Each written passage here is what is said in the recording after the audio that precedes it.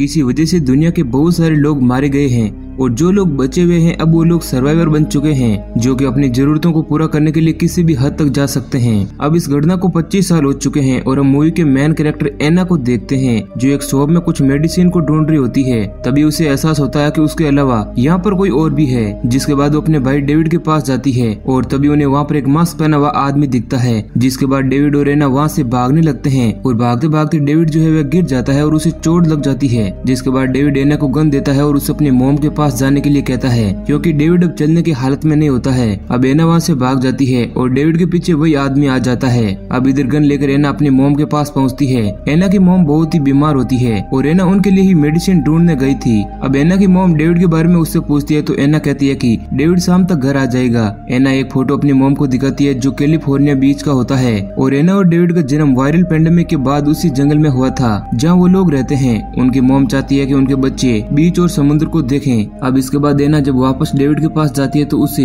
David कहीं पर भी नहीं दिखता है। एना बहुत परेशान होती है और वापस घर आ जाती है और अपने मॉम से कहती है कि डेविड कल सुबह तक आ जाएगा। एना की मॉम बहुत ही ज्यादा परेशान हो जाती है क्योंकि डेविड ने इससे पहले कभी भी ऐसा नहीं किया था। एना की मॉम उससे कहती है कि मेरी आखिरी ख्वाहिश है कि तुम ऐसे लोगों के साथ रहो जो जिंदगी जीना चाहते हैं। तब एना उनसे कहती है कि ये सब फिक्शनल बातें हैं। तभी एना एक बहुत ही बुरा सपना देखती है जहाँ पर वो जंगल में होती है और सुबह उसका सपना टूट जाता है तो वो देखती है कि उसकी मॉम घर में नहीं है और वो एक पेड़ के नीचे बैठी हुई है। एना उनके पास जाती है और देखती है कि उसकी मॉम इस दुनिया को छोड़कर जा चुकी है। इसके बाद एना अपने मॉम को उसके डैड की कब्र के बाजू में दफन कर देती है और डेविड का अभी तक कुछ भी पता नहीं चला है। एना अपने लिए लोहा गर्म करके हथियार बना रही होती है और ये काम उसने अपने डैड से सीखा था। जब एना नदी किनारे होती है तो उसे एक अजनबी दिखता है जिसके पास एक गन होती है।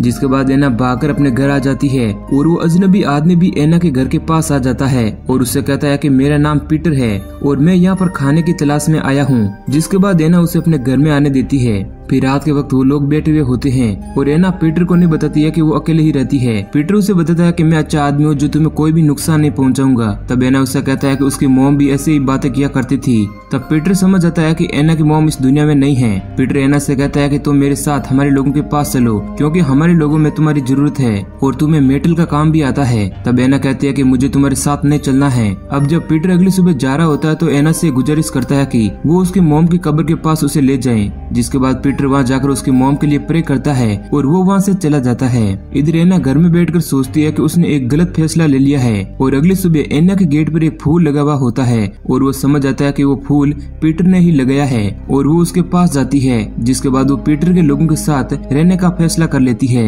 और जब वो सफर कर रहे होते हैं तो उन्हें कुछ बहुत ही खतरनाक लोग दिखते हैं। एना का पहली बार उनसे सामना होता है। अब रात के वक्त पीटर एना से कहता है कि जब वायरल पेंडेमिक आया तो वो 8 साल का था और फिर एना उसके साथ अपने अतीत की बातें शेयर करती है और वो कहती है कि उसके डैड इन्फेक्टेड हो गए थे और हम पर अटैक कर रहे थे। तब उसकी मॉम ने उसके डैड को मार दिया और फिर अगली सुबह वो लोग आगे बढ़ते हैं जहाँ पर पीटर का पैर एक ट्रैप में आ जाता है जहाँ पर एना को लगता है कि ये काम उन्हीं खतरनाक लोगों का है जो उनका पीछा कर रहे हैं। लेकिन पीटर कहता है कि ये उनका स्टाइल नहीं है और फिर वो एक कैंप लगाते हैं। अब अगली सुबह पीटर को एक बूढ़ा आदमी दिखता है और एना भी वहाँ पर आ जाती है और वो उस बूढ़ा आदमी के पास जाने के लिए कहती है। पीटर एना से कहता है कि शायद ये कोई एक जाल हो सकता है। तब एना कहती है कि शायद ये बूढ़ा आदमी अच्छा हो जिस तरह उसकी मॉम कहा करती थी और फिर वो दोनों उस बूढ़ा आदमी के पास जाते हैं और उसका बेटा झाड़ियों में छिपा हुआ होता है। यानी पीटर का शक सही होता है और ये एक जाल होता है। वो बूढ़ा आदमी पीटर से कहता है कि मैं तुम्हारे कम्युनिटी के लोगों के पास जा चुका हूँ। वो जूडिथ और जैक बहुत ही घटे लोग हैं और उन्हें बस अपनी परवाह है। वो बाप बेटे पीटर से कहते हैं कि तुम एना को छोड़ के वहीं चले जाओ। लेकिन पीटर बहुत ही शातिर होता है और वो बड़ी ही होशियारी के साथ उन दोनों को जान से मार देता है और वो एना पर भी बहुत ही गुस्सा करता है और उससे कहता है कि मैंने तुम्हें समझाया था कि ये एक ट्रैप है, फिर भी तुमने मेरी बात को नहीं माना।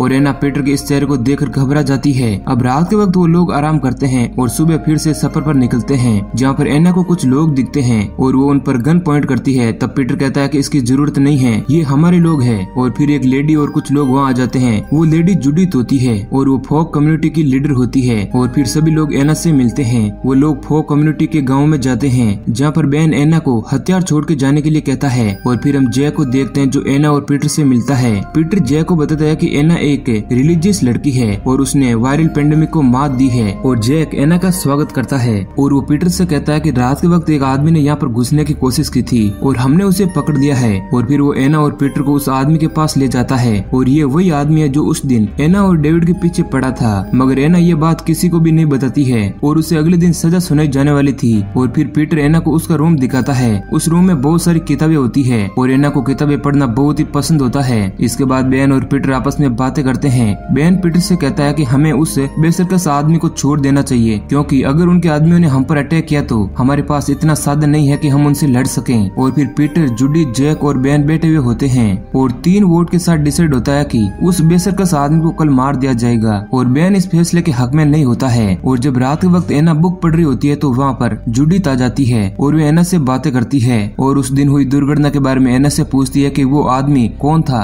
तब एना कहती है कि वो आदमी तुम्हें और जय को जानते हैं और उन लोगों ने तुम्हें घटिया कहा है। जूडिथ एना से कहती है कि क्या तुमने उनकी बात को मान लिया? तो एना वहाँ से उठकर जाने लगती है। तब जूडिथ एना से कहती है कि पीटर तुम्हें यहाँ पर लेकर आया है मगर तुमसे पहले पीटर पर हक मेरा है और तुम उसे अपना मत समझना। अब एना को जूडिथ का ये बर्ताव बिल्कुल भी अच्छा नहीं लगता है और जब सभी लोग बैठे हुए होते हैं तो पीटर जैक से कहता है कि हमें एना को फिर से बप्टाइज करना होगा। तब एना कहती है कि वो पहले से ही बप्टाइज है और वो दोनों एक दूसरे को पसंद भी करने लगते हैं। अब रात वक्त बेन एना के रूम में आता है। तब एना कहती है कि तुम यहाँ पर क्या कर रहे हो? तब बेन कहता है कि अगर तुम्हें किसी भी चीज की जरूरत हो तो तुम मुझसे कह सकती हो। और फिर अगले दिन एना को बप्टाइज किया जाता है और वहाँ पर सभी लोग मौजूद होते हैं और सभी लोग अजीब तरह से एना को देख रहे होते हैं। फिर एना कुछ बच्चों से मिलती है और उनसे बातें करती है। अब इसके बाद उस बेसकर्स के पास सभी लोग मौजूद होते हैं और उसे फांसी की सजा सुनाई जाती है। एना उससे बात करना चाहती थी क्योंकि उसके भाई का पता सिर्फ वही आदमी जानता था और जब एना काम कर रही होती है तो वो आदमी सिर्फ एना को देख रहा होता है और वो एना को पहचानने भी लगता है।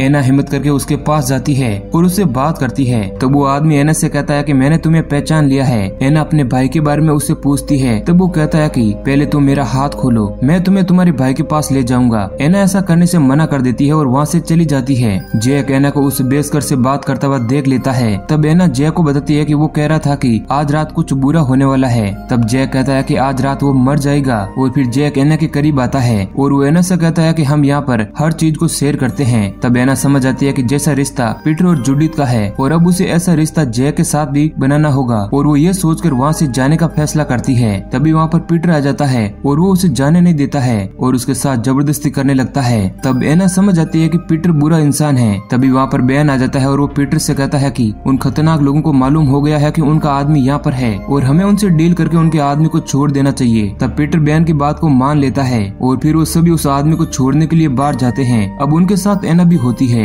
जब वो लोग आगे बढ़ते हैं तो उन खतरनाक लोगों का झुंड उन पर अटैक कर देता है। तब मौका पाकर एना वहाँ से भाग जाती है और एक आदमी एना पर अटैक कर देता है और वो आदमी कोई और नहीं बल्कि डेविड होता है और उसने उन खतरनाक लोगों के ग्रुप को ज्वाइन कर लिया था। डेविड एना को उन बेसरकस लोगों से बचाने के लिए उसके सिर पर मारकर उसे बेहोश कर देता है और रात के वक्त जब एना की आंख खुलती है तो वो देखती है कि बेसरकस बेन को जान से मार देते हैं और फिर वे लोग डेविड को बहुत ही पीटते हैं क्योंकि डेविड ने एना की भागने में मदद की थी। और तभी एना एक बेसरकस पर गन पॉइंट कर देती है। डेविड एना से गन छीनकर उस पर ही पॉइंट कर देता है और कहता है कि मैं इन्हीं लोगों से बिलोंग करता हूँ। और फिर डेविड बड़ी होशियारी से उस बेसरकस को मार देता है और उसे वहाँ से जाने के लिए कहता है क्योंकि अब वो उसके साथ नहीं आ सकता। तभी जंगल में एना को पीटर मिलता है और वो अपने कम्युनिटी को जलता हुआ देखकर बहुत ही परेशान होता है और वो एना के साथ जबरदस्ती करता है और गलती से गन चल जाती है जिसमें पीटर की मौत हो जाती है। और फिर एना उस कम्युनिटी में जाती है जहाँ पर जय को क्रॉस पर लटकाया गया था और जूडी तभी भी जिंदा होती है और वो दोनों जय को क्रॉस से उतारते हैं जहाँ पर जूडिथ को अपनी गलती का एहसास हो जाता है और फिर एना वहाँ से चली जाती है।